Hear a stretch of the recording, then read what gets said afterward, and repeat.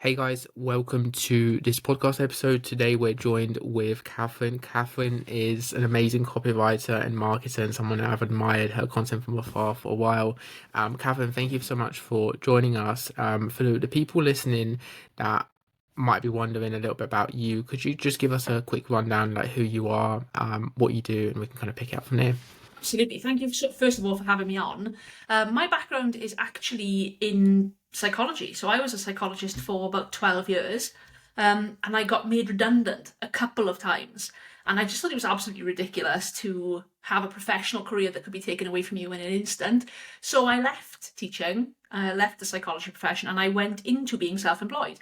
So I spent a few years working as a gym floor PT, as an online coach, and I realised that when I transitioned from the gym floor to online, I had precisely none of the skills I needed to run an online business. And so my interest in marketing initially started because I just needed to be able to grow my own business. I never really meant for it to be about helping other people, but it was just a happy coincidence that I was able to offer that service. That's really interesting. And did you find it, just out of curiosity, did you find the psychology background help a lot with selling, with running a business, or was it completely different skills from psychology to marketing and copywriting? It's incredibly intertwined. It was actually a real advantage for me because what I noticed over the last sort of 3 or 4 years is lots and lots of marketing has been focused on tactics, getting quick wins, making sure that you can get the sale. But ultimately, the psychology of selling never really changes. The way you make someone feel and the way you relate to somebody is always the most important thing. So if you can start with a human first approach to selling, marketing, coaching, business, whatever it is, I think you're setting yourself up for a really strong foundation because ultimately it's based on respect and human connection, and that will never go away. Yeah, and it's such an interesting one with selling as well, and selling and creating content. I know a big thing you mentioned as well is it's so easy to see those things in terms of use this one post to make sales and make money. But like if you understand, I guess the bigger picture is understanding how to help people first, rather and putting that as a pedestal, rather than the quick wins and the launches style content, I guess. 100%. I think what lots of business owners see at the moment is when you've based your marketing campaign or your strategy on this is a tactic I'm going to plug in and test, when that stops working, you don't really know what to do.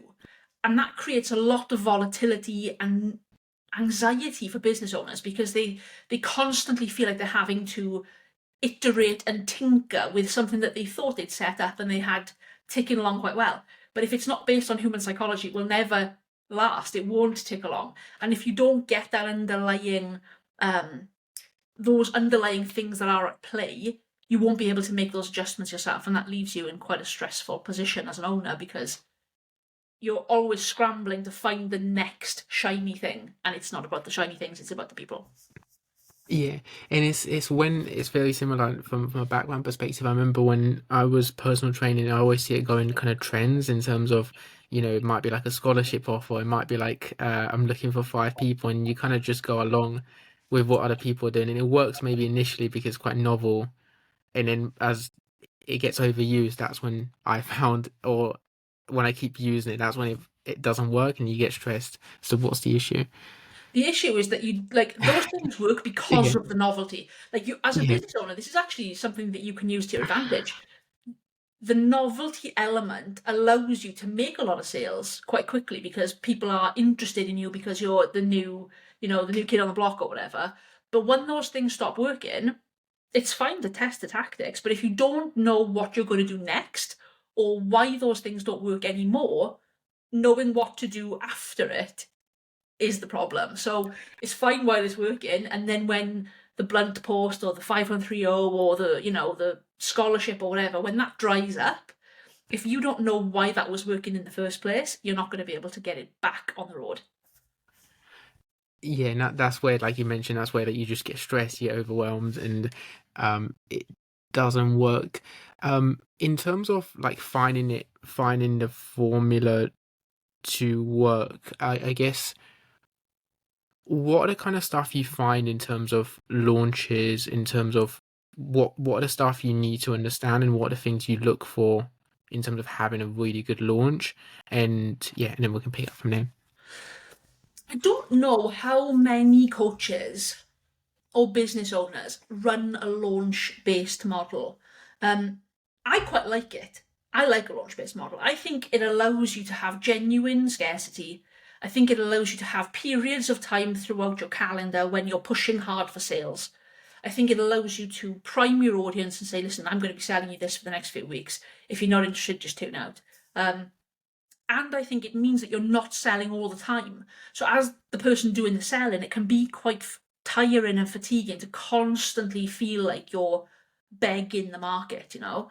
One of the big advantages of this is that when you are selling hard all the time, you need to replace your audience quickly because you've almost gone through them in terms of I've made this offer so many times and it's the same offer more or less. So the more infrequently you can ask for a sale, and the more you can just show up on social media or in emails or whatever, and you can just have those relationships with no expectation of anything in return, the more effective the sales periods are when you do have them. So I quite like that model. I don't know if it's a super popular model with lots of coaches, but I certainly think it's worth exploring if that's not something that you've tested before. So what I would recommend is in place for it to be a success. Have one clear offer at one price point that you sell on one platform and one way to convert them. So if you're selling something on sales calls, for example, that's the only way you're going to do it. You're going to put all your effort into that one thing. Making sure that it's something your market wants, that's probably the most obvious thing that would get overlooked. And having a clear way to communicate how this is different from what they've done in the past.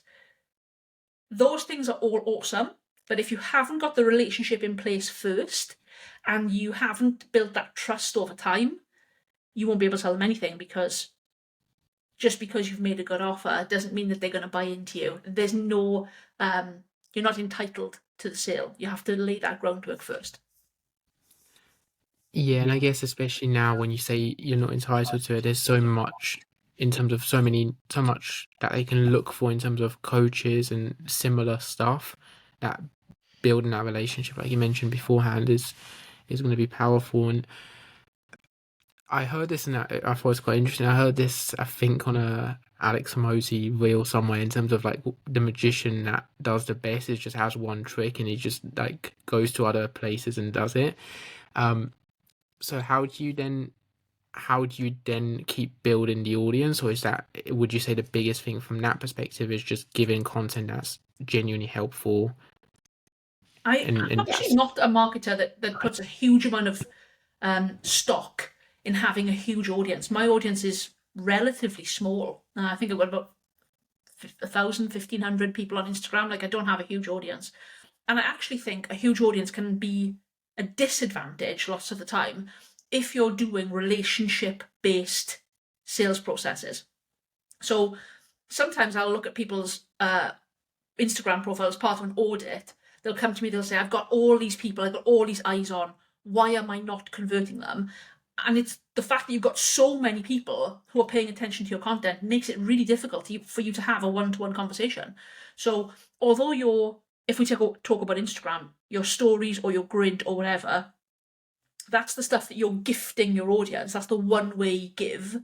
But if you're not spending any time having conversations or nurturing those relationships or checking in with people or just sending memes and having a laugh in DMs, if you're actually using social media as a business vehicle only, you're probably, one, missing out on loads of sales, and two, missing out on loads of fun. I think social media should just feel like fun. And I don't know if that's like a hot take these days, especially if you're using it as a business, but think about the people you're trying to sell to. They have gone to work all day and they're doing social media to wind down. I don't know when social media became this like chore in nowadays. So the more you can make it feel like fun and the more you can make it not about I need to make a sale today, the more you'll enjoy the process. And ironically, the more sales you'll make. it's always when I find people kind of catch on to it a lot as well, like it's I always find like the times I've been most stressed around needing to make a sale from a sales call perspective have been the hardest to actually close, and I think that's when you put too much pressure. And another thing you say is like with the messaging is very similar. I find that GIFs in Messenger are very underused and overpowered at the moment because it just it's a very kind of big, like it's a very kind of it breaks the cycle quite a lot. Um, One kind of question I had in mind from this from the start was like, Catherine, what does marketing in general mean to you? Because I know there's so many different words and so many different kind of connotations to it. For me, marketing is just about take all the good work that you've already done with your clients and make sure other people know about it. That's all it's about. It's not a sleazy process. It's not a manipulative thing. Take what you've done, the ways you've helped people, and make sure somebody else knows, which I think is an act of kindness in itself, because right now there are people out there who really need your help, and until they can find you, they're stuck with their problem. So I think this can help people to overcome this idea of, I don't want to post on the internet, or I feel, embarrassed to put myself out there or whatever. There are people right now who are struggling with a problem that you can help them with. And until they have found you, they're stuck with their problem. So putting yourself out there is an act of charitable kindness because you're trying to help them to not have this problem anymore. And I think if you feel a bit weird about marketing or whatever, that might be the perspective shift that somebody might need to help them to make a post today or make a story today or send a voice note to somebody in DMs and just, make that first connection. Yeah, and then that's where like it's coming in from a position of like care first, like you say, rather than selling, and it removes the pressure. What's the How would you frame content in terms of removing that pressure, like not feeling like, oh, people need to take action from it, and it's just would you say, what's the mindset you would recommend someone go into when it then like sitting down, coffee, maybe looking to create content? What's the kind of mindset you find is optimal to actually create I think fun content? approaching anything that you put online as a gift that you want to give one particular person. So when you write, when you whatever your method of marketing is, record or whatever, imagine one person that you want to just genuinely help and reach out and give them this as their gift. So you're approaching it as just a one-way give. One of the things I think really helps, and I know this is a complete record scratch from what most people will talk about with marketing, is that I will very often write or speak content with no call to action at all. So I rarely use a call to action, and I know that that's like marketing death. You've got to use a call to action, but honestly, I think there's rarely a need. I think if the whole point of your marketing is just to get somebody to have a conversation with you, that's something that is much more natural and likely to happen if you don't have a call to action. Instead, what I quite like to do is have a call to thinking or a call to emotion. So really, really soft calls to action, and we'll be like, "What do you think about that?" Or like, I'd invite like respectful comments on this one. It's so gentle and it really invites conversation. It doesn't feel weird or sleazy at all. It doesn't feel like people want to engage with that because it doesn't feel like they're going to be sold to, and it just opens up the discourse so that you can make more meaningful connections. And when I go in and I think to myself, this is a one-on-one conversation that other people might think of as a sales conversation, I never approach it that way. And I know that there are mentors right now who are pulling their hair out when I say this, but I just approach it like a vibe check. I don't do any outbounding. I don't do any, sales chat. I literally just vibe check people and think, are you the sort of cool person I would like to spend more time with? And if you are, amazing. We can keep this conversation going. And if you're not, nobody's wasted any time. We haven't had a call or anything like that. Nobody feels pressured to like get on with each other. It's just vibes. And when I was on the gym floor, I used to say this to people when they'd come in for like an induction, and they'd say, I'm here for, sales, whatever. I'm like, you're really not. This is just vibes. I'm just going to show you around. If you like me, if you like the environment, if you like what you see, you can get more of it. And if you don't, no hard feelings. It's got to feel right for both of us, Yeah, and that's where you can, for me anyway, that's where you can get quite stressed and add way too much stress and anxiety on everything if you're just focusing on like numbers too Mm. much, because it's too, it can go up and down. So what's the kind of like key, very like numbers orientated again, but like what would be the key indicators for you in terms of like the vibe check, but also knowing you're moving your business forward? Like, is it conversations you're creating, or is it likes, or or something like that? Yeah, that's a great question. And I think one of the things that's missing a lot of the time when it comes to like organic content in particular is that people do it just to tick a box and they don't really know what the purpose of that block, like a trading block, you'd have a specific focus. You People approach their marketing as just a box to tick and they don't really know what they're doing. And so they always measure it by things like likes or, follows or something. But it really doesn't matter unless that's the specific thing that you're working on. It doesn't matter. It's not a relevant metric. So if you're currently focusing on um, meeting as broad an audience as possible, you might want to look at things like watch time on videos, or you might want to look at things like how many non-followers am I reaching with my content. If you were looking for things like authority pieces or um, establishing yourself as a name in your niche, you might want to look at, have I booked myself onto a podcast this week or this month? Have I appeared in an article? Have I published on a website? Have I made a connection with another name in the industry? If the goal is to grow your email list, did you grow your email list?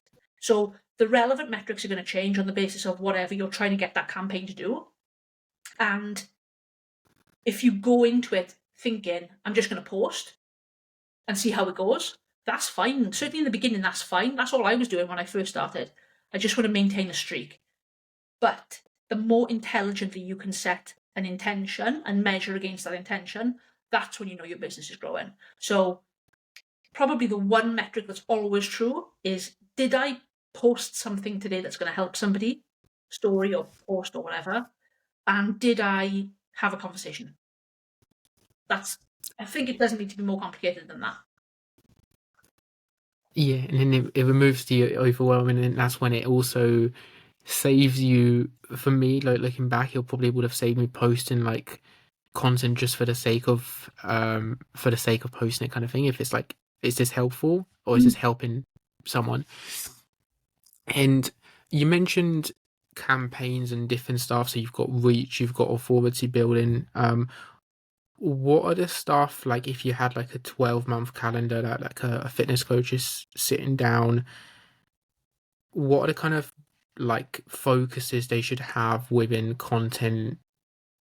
Like one, and then you mentioned reach, and then you had authority building, or would you just have that rather than it being a big 12-month thing, it being like a daily and a weekly task list, I That's guess? a good question. And I think like this is the sort of thing that it seems appealing to have a whole year's worth of stuff planned out, but until you know how the last lot of stuff did, you probably don't want to set a new intention. So I would say probably set an intention for perhaps a 4 week period and test how that goes.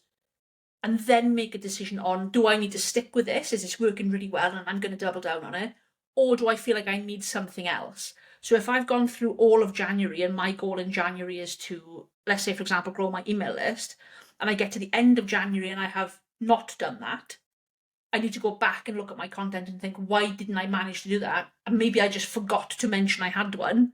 And in that case, think, okay, well, that's not a fair test then. I should probably make that more of a point in my content in February.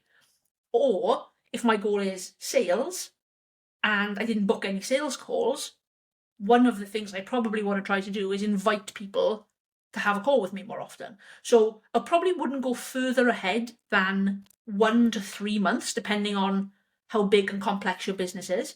But I reckon the most important thing is that you set any sort of intention and then you calendar the time where you're going to look back and think, did this work? Did I actually achieve the thing I wanted to? So I do that daily, as in, did I post something?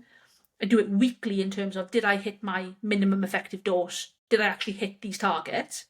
And then at the end of the month, I'm going to look back and think, So this month my goal was whatever.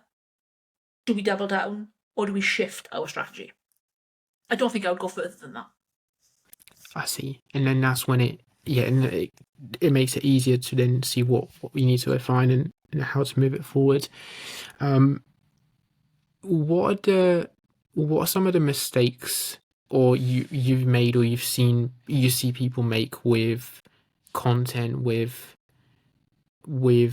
telling people about their results and just marketing on, I guess, Instagram, as that's going to be the big one. Yeah. I think depending on the sort of person you are, you might be falling into one of two camps. You either treat marketing like an afterthought, and as long as you've got sales in the pipeline, you don't really care about marketing. That's a mistake because when those sales dry up, obviously there's a lag period before you can fill up your pipeline again. Or you fall into the camp that we probably fall into, which is I am going to tick a box no matter what. I've said I'm going to do it every day, so I'm going to do it every day. And then the risk becomes a lack of quality because you're in pursuit of, I said I would do it, so it's going to get done. But with that, you might not be as precise as you might like to be with your strategy and your actions. So that's the first thing. Either treating it like an afterthought or treating it like a box to tick. Not really having a clear thing that you stand for that's different from everybody else. I see this a lot with coaches. And a huge issue is that people think they're clear on their niche, but actually that could be a lot clearer. And all of the things you do in your marketing really stem from who am I trying to talk to? I see. And with the second point you mentioned, it's going to be an interesting one because the other ones, it's a little bit more black and white in a sense of did I post content or do we'll touch on 2 and 3 actually, but with the second one, maybe what's the stuff you would see in terms of precision of content and knowing content is precise? Is that again going back and asking yourself after you've posted this week's content, has this helped people, or would you have different metrics in terms of knowing if the precision of content is where it needs to be? That's a great question. I think probably the easiest way to know if your content is doing what you want it to do is, are you having enough conversations with people who you want in your business? So if you're having conversations regularly, but they're not the sort of people you're trying to attract, if they're not your niche, something's gone wrong in the way that you're communicating. So there's an issue with precision because what you're saying is speaking to a segment of the market that you don't want to speak to. But it's also worth saying that in the beginning, you need a volume of experience before you can be precise. So you need to do a lot of this before you can get good at it. So don't assume you're going to get all of this right straight out of the gate. When I was still coaching, I would post every single day, and I was like, well, maybe I need to post 3 times a day. So I ramped it up. And then I was like, this isn't working, I'm going to post every other day. Or I'm only going to post if I've got something really valuable to say. So this is years and years of like experience doing this as a PT, as a coach, and as a marketer, thinking, what do I actually need to do right now to make people listen? And it's far better in the beginning to just post as much as you possibly can, just to get the experience and reps in. And then you can think about, now I care about doing a good job. In the beginning, just do lots of stuff so that you get enough practice in to get good.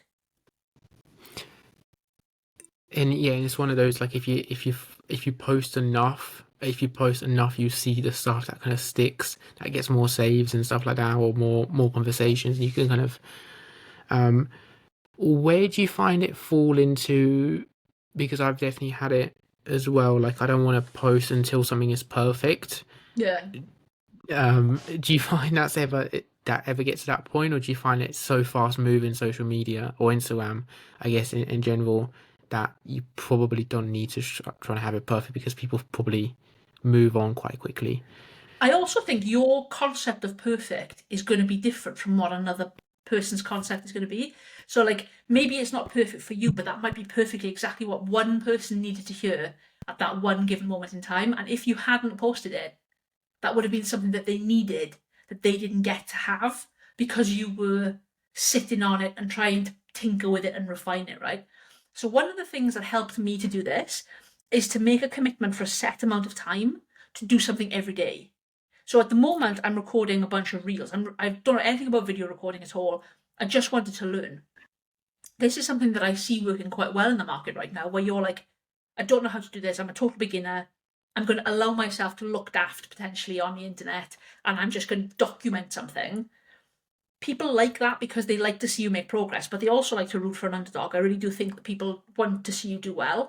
And when you say, I'm excited because I've learned this new thing, people love that, right? So one of the advantages of doing something every single day is that you don't have time to be too precious about it. So one of the creative constraints that I put on myself for these videos is this has got to be start to finish, like start recording and uploaded, done, posted in no more than 20 minutes, because I don't know anything about this. And so the potential for it to really get away from me and become hours and hours and hours of my day, I have no intention of becoming a video editor. Like, that's not a good use of my time as a business owner. I just think it's cool to learn how this really important part of the process works. So I only want to be good enough. So eventually I will outsource this, but I just want to be good enough at everything in my business. So having a creative constraint on yourself, like I'm going to do this every day, or I'm only going to let myself do this for 1 hour or whatever, that can really make a big difference in eliminating perfectionism, just because there's no room for it if you're going to stick to those parameters. Yeah, I that's so powerful, because then you haven't got that kind of, you can't really afford to perfect, like not necessarily that spend all day trying to do it, or like all week. And one thing I know you mentioned on that, which is really interesting, is around you just talking very openly around it. And I've seen that, and I thought that was really, really cool in terms of just sharing, you know, I'm nervous, I don't know what I'm doing, kind of thing, but I'm going to do it. Um, it's a scary thing to post your vulnerability and your weakness, like quote unquote weakness, or your your I guess your like your downsides on social media, and like actually feel like, oh, am I going to get taken seriously if I talk about that?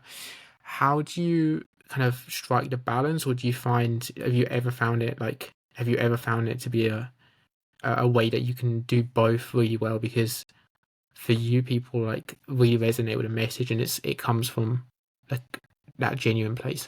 Yeah, I think like when I first started, like I remember the first time I went live on Facebook, was the start of lockdown, and I was like, "Have I done it? Is it even on? Like, is it playing?" I couldn't tell. You know how there's like a lag period until it like pops up. It's like I don't even know if I'm doing it. How do I get out of it? And I'm talking to the camera the whole time. I think if you're not pretending to be anything you're not, like people don't care. Like literally, people do not care at all. So if I was coming online and I was saying I'm a video editor, and I'm going to edit your videos for you, and they're going to be mega, watch my video, that would be a different thing. I would be right to feel bad about the standard that I'm at if that's the thing I was saying I was good at. But if you're just like, hey, I'm learning something new, people have all learned something new, and I think in the entrepreneurial space, a willingness to do a new and uncomfortable thing is almost a prerequisite for your success. The more you can allow yourself to look stupid online, the better, I think, because really speaking, first of all, nobody cares, and secondly, you'll never get good at anything if you aren't bad at it first. So being, do you know what I think it is, right? Remember when you were in school and the teacher would say, I need a volunteer to read this next section. And everybody's like, oh, please don't pick me.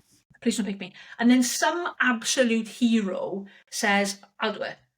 And every single person in that room, you can feel there is a shift, an atmospheric shift. And you're like, I feel that there's tangible love in the room for you right now. You have thrown yourself on a sword for us. You could mess up every single word in this paragraph, and we're all rooting for you, pal. Thank you for doing it for us. There is an element of that comes with I'm willing to go first. And as an entrepreneur, you are inherently a leader in whatever you're doing, and leaders go first, even if that means I don't really know what I'm doing. I'm just going to see if I can figure it out. And I think if you're genuinely excited about the thing you're learning, that will come across. You'll communicate that. So like last week, I learned how to put a little clip in my video, and I was thrilled. I was delighted with it. Really, like, is it all that special? I was just psyched I'd learned something new. So I think if you're just honest about who you are, the emotional experience that you're having, and what you hope to get out of it, I think people care a hell of a lot less than you think, and that's a liberating thought. That's not a depressing, no one cares, no one's watching. That's a nobody cares. I can have a go at whatever I want, you know? Yeah. Yeah, and I've been thinking about that as well, and I almost think it's like it's one of those where it's if you like from a content perspective, if you're the like figure, the leader walking on like on a horse, like leading into battle or something like that kind of thing, even if you're not working like 12 hours a day creating like 5 bits of content a day, if you're walking the walk of what you're kind of promoting, it makes it a lot easier from a marketing content conversations And perspective. Like I guess yeah. actually, loads and loads of people, there's a huge amount of market share that do. So some people do. They want you to be a million miles away from them. They want you to be so far ahead of them that you're an undeniable expert, right? But loads and loads of people will choose to learn from somebody who's just a little bit further ahead than they are. And that because it's not scary and it's not intimidating, and obviously you're talking about stuff that's within the realm of their experience. So if you're a coach and you're absolutely shredders on the stage in the glitzy bikini, and you're talking to people who have never stepped foot in the gym before, that's probably going to be intimidating. But there is a section of the market who wants, I just want a PT who looks kind of normal and doesn't make me feel judged and afraid when I turn up to the gym. And I think there's a big thing. There's a lot to be said for. I'm a little bit further ahead than you, and at the end of the day, this isn't life and death. Do you know what I mean? Like, if you feel judged for putting a video on the internet, this is not life and death. All you're doing, the worst case scenario, the worst case is that you potentially look like a bit of a fanny. That's literally it. That's no big deal, really, is it? In the grand scheme of things, it's not heart surgery. You're just putting a video online. So the faster you can make yourself look as daft as possible and get through your own judgment, because that's what you feel. It's not other people's judgment, it's your own judgment. The faster you can get to that point, the better. You're giving yourself a gift. Yeah, and it's one of those I was thinking about as well. It's like when you're starting out as well, like you wouldn't have the massive audience necessarily for people to like give you a huge amount of hate Yeah. online for posting a bit of content. So it kind of removes the pressure of that um a little bit. And with personal content, what's the kind of stuff what how do you structure, is there a process of structuring and talking about personal content often? And could you, I guess one fear I hear sometimes is coaches would think if I do it too much, or if I do it too much, and people might think I've got no idea what I'm doing and they wouldn't want to work with me. But if you, the big thing you said there was to do it about other stuff, like other domains, rather than like I don't know how to coach people, like not that, but like like domains around like their personal development and the hobbies they might have, and talking about that kind of fear, right?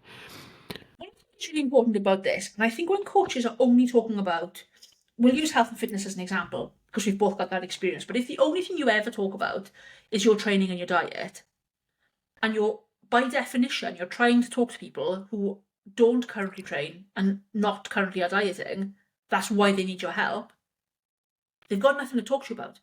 Because you're talking about things that they've got no experience of. So if, let's say, for example, let's say I'm an astronaut, right? And I'm talking to you about astronaut stuff all the time, and you're not an astronaut and you don't know anything about this and you don't care. Um, there's only so much of a conversation we can have around that because you've got no experience of that at all.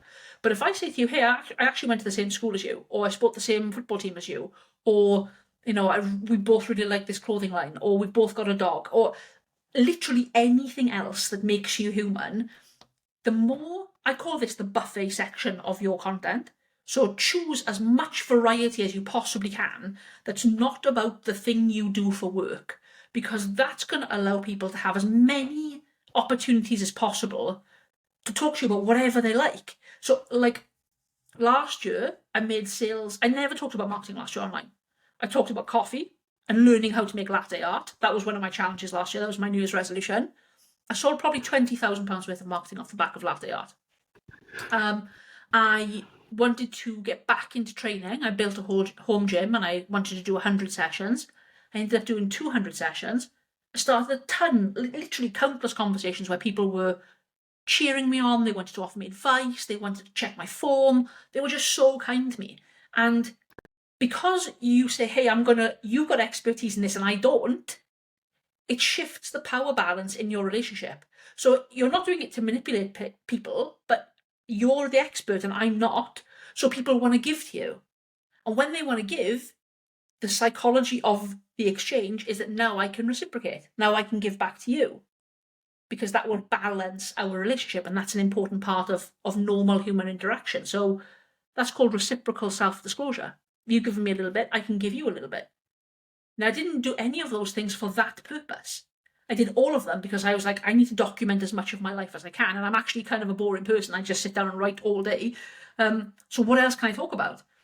And I think it's a really important thing to show that you are a well-rounded individual, not just this one-dimensional coach or business owner or ice bath fiend or whatever it is. Like, what else fires you up?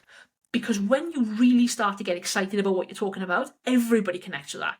Even if they don't know anything about it, even if they don't even care about it, people connect with your emotional experience of something. And if you're only talking about, training and nutrition and it's boring for you now because you've done it for such a long time, it'll be boring for the person who's watching as well. So what gets you excited when you start talking about it? And talk more about that. In the Venn diagram of stuff you care about and your audience cares about, you should be in this section all the time. What do we care about? And let's talk in granular, nerdy detail about that, That's cool. That's the stuff people should be doing. Definitely. And that's where, it's like you mentioned as well, if you talk about like latte art or you talk about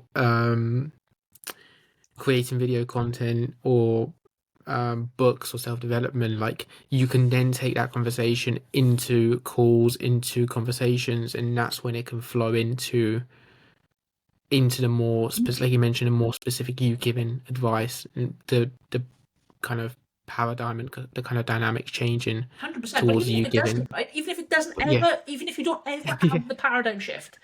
I've got a friend on. I'm not currently selling to him. We just talk about Star Wars, or we talk about, like custom-made resin tables. Those like really high-end, like Yes. artisan things. We just talk about that stuff, and that's such a narrow thing to talk about with somebody, but they're beautiful. So we both feel really enthusiastic about it. He hasn't bought from me, I haven't bought from him. But eventually, because we know, like, and trust each other, if we were in the market to buy that thing that you're an expert in, you'd be the obvious choice because we spent loads of time talking. So it doesn't have to lead to a sale. Like all of your organic content, everybody's going to mature in their buying process at different rates. So be patient. Let it take as long as it takes. You can't do a whole lot to speed that process up anyway. So just enjoy the conversation, vibe check them, and make sure that when they are ready to buy, you actually like them enough to help them. Amazing. And that's where like it removes so much of the pressure and the focus, like of I need to book X amount of calls, I need to send X amount of DMs. It removes the numbers a little bit, and it just makes it so much more of an enjoyable thing. Like I know sometimes it's easy to look at like I guess maybe both coming from a coaching background, it's easy to look at like a DM script and be like, where does this person fall in that script? How can I move it forward, or how can I get that over the line? But if you remove that pressure, at some point you just leave relationships a lot more open rather than like buy buy or go away kind of mentality. If you've ever been on the receiving end of a script, you know you're on the receiving end of a script. And so the capacity that you've got to have a connection with that person in that moment is like, just put the script down. Like, just talk to me like a person. Because when I want to buy your thing, we don't need the script. I just need to know that you're going to be able to help me. And that comes from, for some people, lots and lots of contact. And for other people, no contact at all. And then all of a sudden they've booked a call. So that depends a little bit on your niche. But it's not going to come from, I've rehearsed this script and I know it really well. Because if in doubt, for things that, like, does this work or does it not work? Ask yourself, would it work on me? Because you're a fairly sophisticated buyer, whoever's listening to this, you're going to be a sophisticated person in your market. If you were going through this process, would it work on you? What would you need to hear or feel or see or know for the next step for you to feel safe to take either book a call or sign up to the email list or get yourself, pay some money? What would you need to experience to create that safety for you?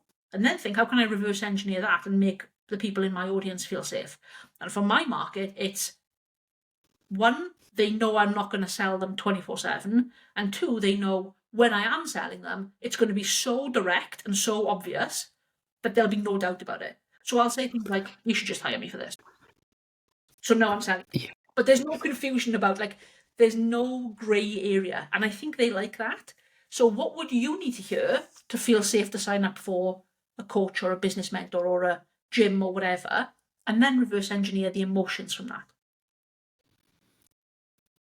Amazing. And yeah, like you say, it's where then it doesn't have a big thing is just, like you say, removing the script, removing the focus and engineering it backwards. A big thing you mentioned there was like the giving versus like asking for sales and selling style content. What's the like, is there a particular like amount of like or percentages or equations or like, I will give 80% of the time or sell 20? Like, how would you recommend, how would you break it down for your business, and how would you break it down for like a coach's in terms of, on a 4-week basis, this is this is when I kind of ask for sales? I feel like my brain doesn't operate in numbers at all. So Cool. if I was Yeah. in a 4-week process, there have been times when I've sold for 1 week or 4. There have been times when I've sold as a launch for 1 week of 12. If I'm going to go hard on a launch, I'll do it that way. But these numbers are not hard and fast, right? And I think so that's the tactic, sell 1 week out of 4. But the strategy, the real principle behind this, is that your relationship with your prospect is like an emotional bank account. If you're only ever making withdrawals, and you're only ever asking, and you're only ever taking stuff out, you're going to go broke really quick. You're going to be in your overdraft really fast. They're going to get annoyed with you because you're always asking for stuff. So you will feel it. Unless you're a complete psychopath, you will feel that I'm out of exchange in this relationship. So make sure that you're giving more than you take. Like any relationship in your life, there will be times when you temporarily take more than you give. Like if you're married or like with your boyfriend and girlfriend and stuff, there will be times when you need to take more than you give. And then other times where you think, I can give more. So it is ultimately a bank account, and you just need to stay in the black. Don't ask and ask and ask and ask and expect people to still be around when they're not getting anything out of it. That treats it like kind of a fiscal, like, it almost seems kind of cold to think about it like that, but you'll feel it. Like, I would think that you would feel it. So if you're tuned into those relationships, you'll know. Yeah, and I guess like a rule of thumb way sometimes is, if you realize you're putting call to actions all the time, or you are like, oh, I'll put this like launch together and no one messages, or it keeps dropping, that's when it's probably a good sign. You should step back from doing another sale very close to it, and then actually keep it a bit more intuitive. I know it's probably not what people want to hear, but the person who can go the longest without asking for a sale wins. So when it comes to running your business, never be so up against the wire. Never let your bank account drop. And I mean your actual literal bank account drop to the point where you're like, I need sales. Like, this has got to happen today. Because that's when you start to have a desperate energy that people can pick up on. So manage your money well. Charge well for your services. Keep clients for a good long time and do great work with them and make them plenty of money. That's my rule of thumb. But the person who can go the longest amount of time without making any sales wins. So look at your bank accounts today, look at the running costs of your business, and think, if I didn't make a sale for the next week, month, quarter, 6 months, how long could we last on the basis of our monthly recurring revenue if we didn't have any new money in? And the longer you can last, the safer you'll feel, and the more you can approach these relationships online without an agenda. And then you'll make a lot more money. Yeah, so it's very interesting in terms of like it being very also counterintuitive to how what we might have been told from like business podcasts or business mentorships in terms of like always have like motivational clips like have your back against the wall, spend all your money and make sure you're always like hungry for doing more. But like you said, big thing I guess we've all found is when you when you have that desperate energy, people are like there must be something wrong if he needs the sale so much kind of thing. Yeah. And I know, like, I've got a business mentor too, and I know he would say, you make a sale every day. You make an offer every day. That's how your business stays safe. To me, I completely get where he's coming from. That approach to my business would stress me right out. It works, I guess it works for your own threshold for pushing, right? Like, I like to feel a little bit safer. Some people might like to feel a little bit more, I'm going to empty the accounts and really like take some skulls. Like, your mileage may vary with that one, but you'll find a level that allows you to operate. I find like too much pressure creates like I feel a bit too frantic when it's like that. I've spent times in business where it's like that, and I don't like that feeling. So I like to keep a nice big buffer, and then I haven't got to pressure anybody to spend money that they don't feel safe to spend. Yeah, and it also I guess it makes it a lot easier to have that space of creativity as well to actually think deeper, Mm. create content. Um, with creating content, with writing content that sells, how do you see the landscape in 2024? What's the feel you feel like the from an Instagram um perspective going? Do you see short form, like where would you recommend, or where would you be doubling? Is it short video content you're doubling down on, and then like copywriting as like longer copywriting going to an email list, or how do you see that kind of landscape going, I guess, from a content creation? That's a really strong question. I think when it comes to social media, I think people are craving personal connection. I think buyers want personal connection, and I think sellers, coaches, business owners want. Um, I think they are just feeling like it's not very fun. I feel like it hasn't become fun for them for a long time. So I think for me, for social media this year, my strategy is social media is just going to be for fun. I'm going to learn stuff. I'm going to test things. I'm going to chat to cool people. And all of my proper stuff is happening over on my email list.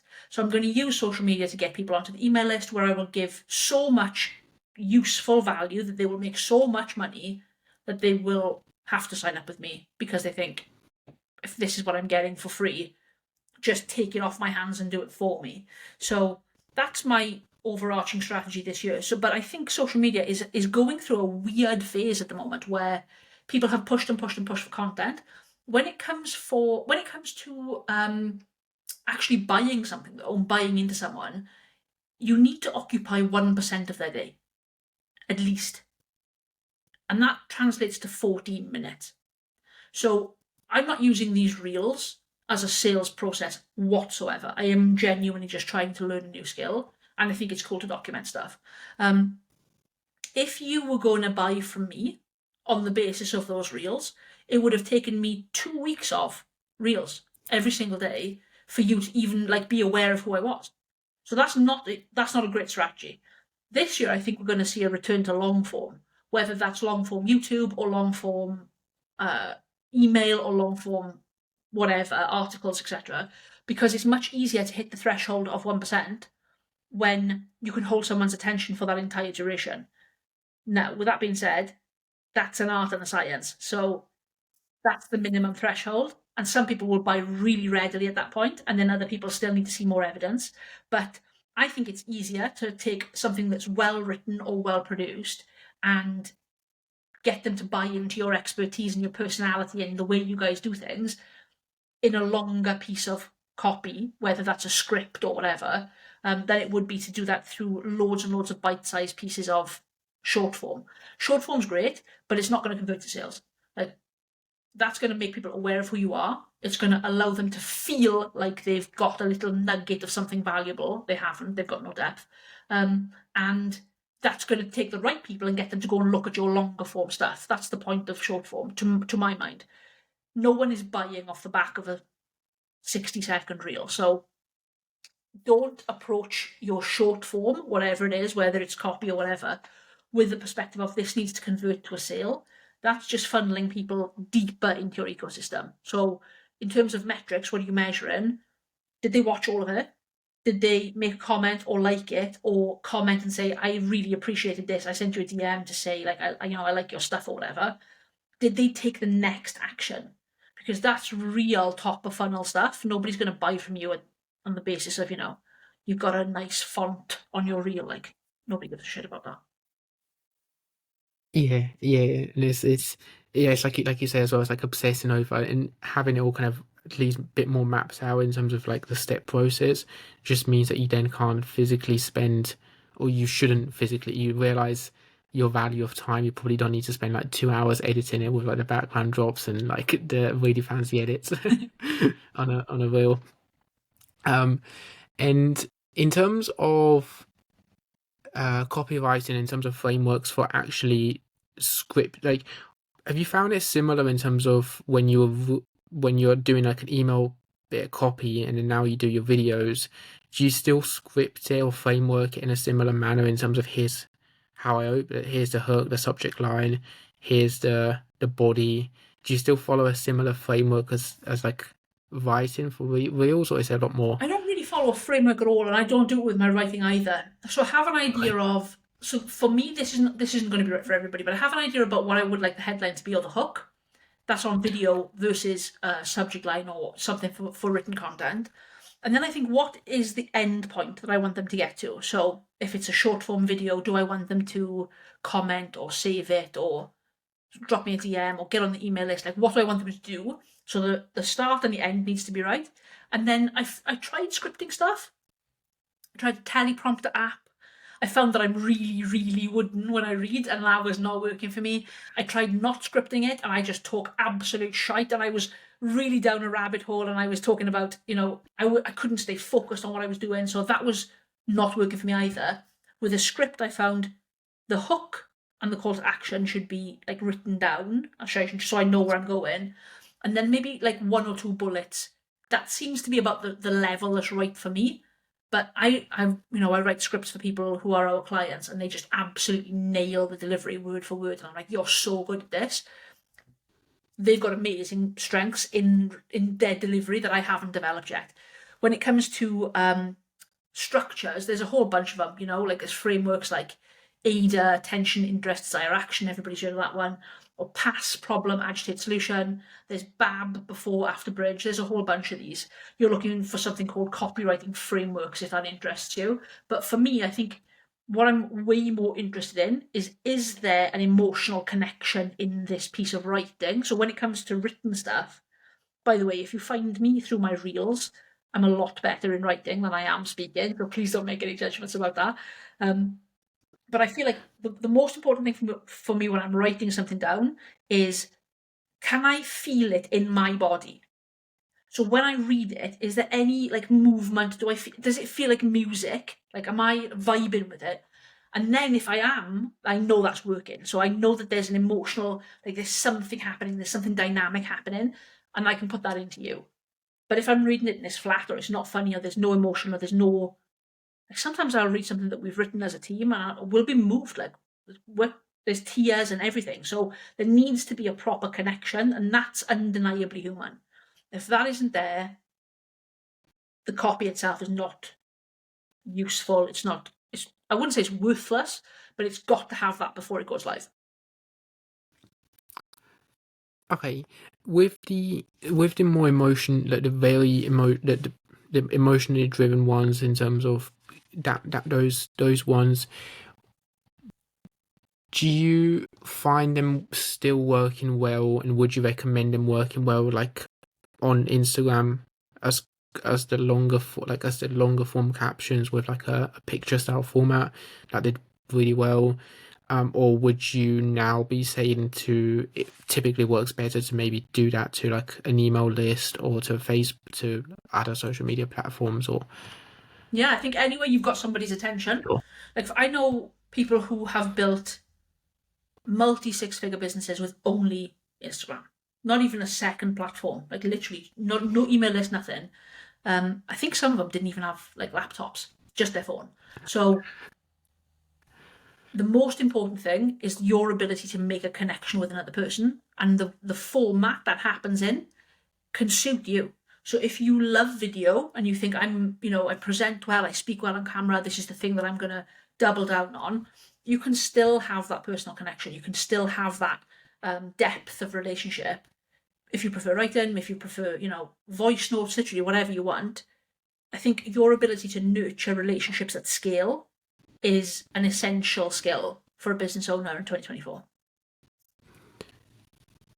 Amazing, and I guess that's when it kind of removes that stress of trying to do too much with like emails and Facebook and like LinkedIn, and you kind of like feel like you're losing your head like doing too much different stuff.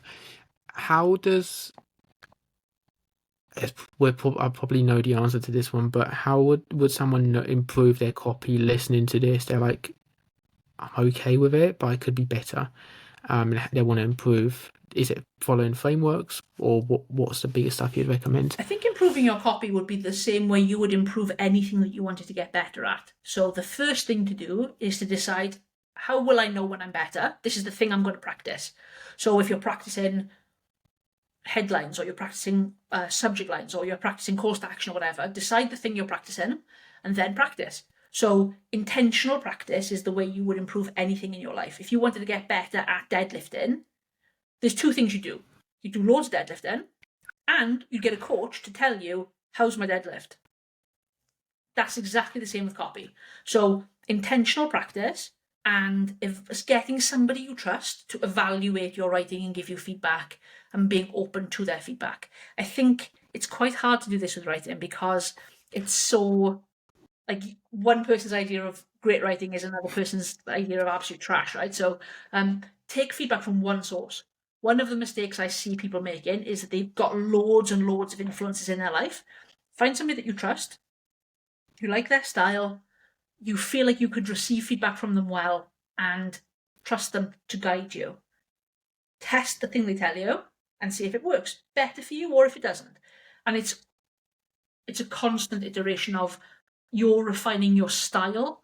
So I could teach somebody how I would do it, but they will eventually find their own, the way that they like to do it, that represents them, their values, their business, their clients. And that might be influenced by me, but it won't be me. You know what I mean?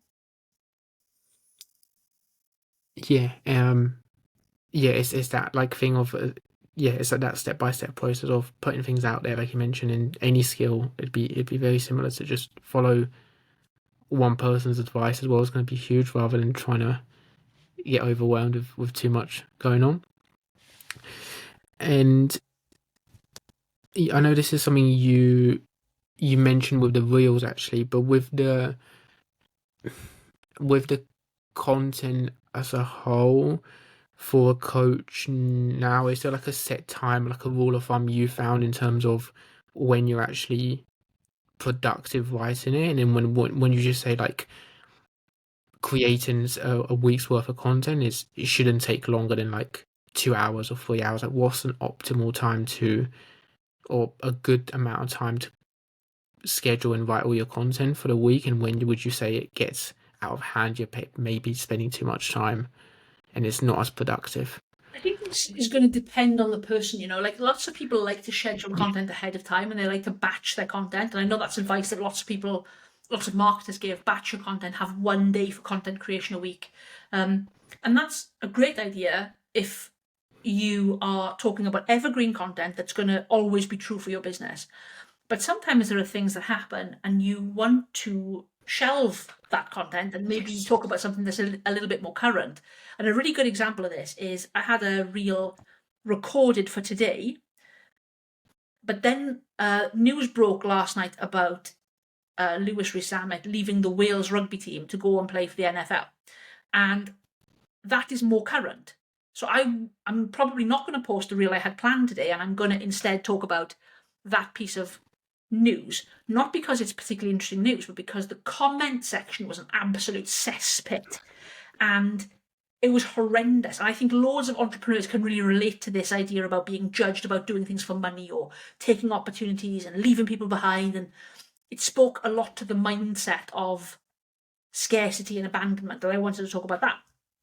And I'm going to do it now while it's hot. So it doesn't make any sense to post the thing I was going to post. In terms of how long should it take you, in the beginning, it's going to take as long as it takes. You're learning a new skill. So what you could do is, if it's getting out of hand, allocate time for it. It took me about 60 hours to learn to drive. It took my husband about 6. So how long it takes you to learn a skill is going to be different, and you take as long as you take.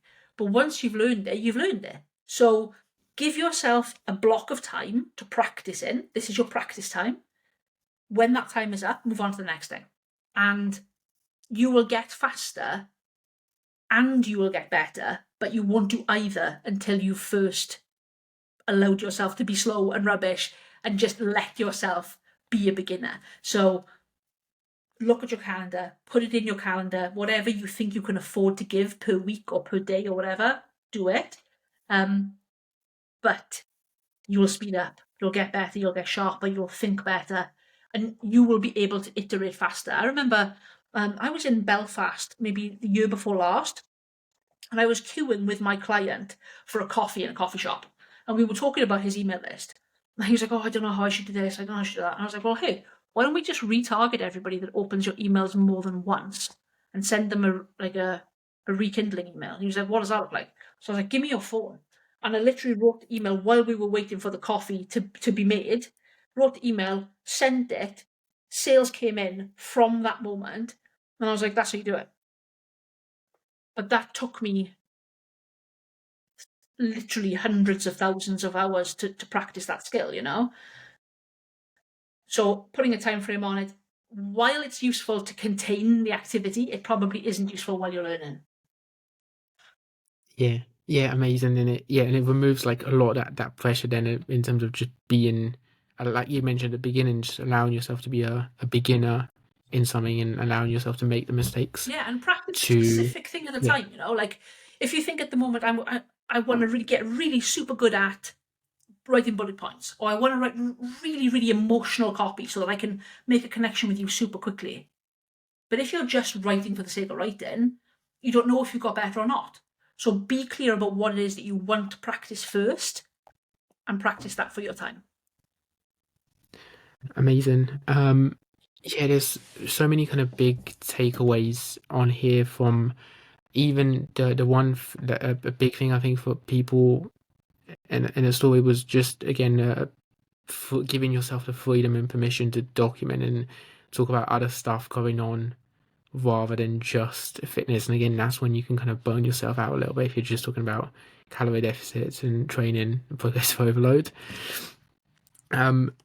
The last thing, Catherine, for people that are looking to work, like find out more about what you do and keep and yeah, find out about more what you do, the content perspective and the actual one-to-one work. How does that look like? Where can kind of people find you? My favourite thing would be if we just had a chat. You know, like all the way through this, we've been talking about this is a low pressure situation for me, and I would love that to feel the same.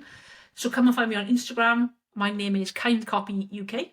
I'll give you the link to put in the show notes and stuff. But really, it's a case of just have a conversation and see what you need. Like if you need everything now. So one of the things I noticed recently was that my offers had become really quite extensive, and it was confusing for people. So if somebody did want to work with me one-to-one, everything starts now with a consultation call.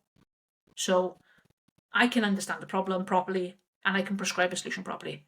But until you're at the point where you're actually asking me for that call, this is literally just a conversation and we're just going to get to know each other. Amazing. Perfect. Yeah, and then the links and stuff will be down below. But yeah, Catherine, thank you so much for joining us today. There's so much value from copywriting, from actually um marketing, and just removing a lot of stress and pressure when it comes to doing it Amazing. Thank you like for having me. ethically online.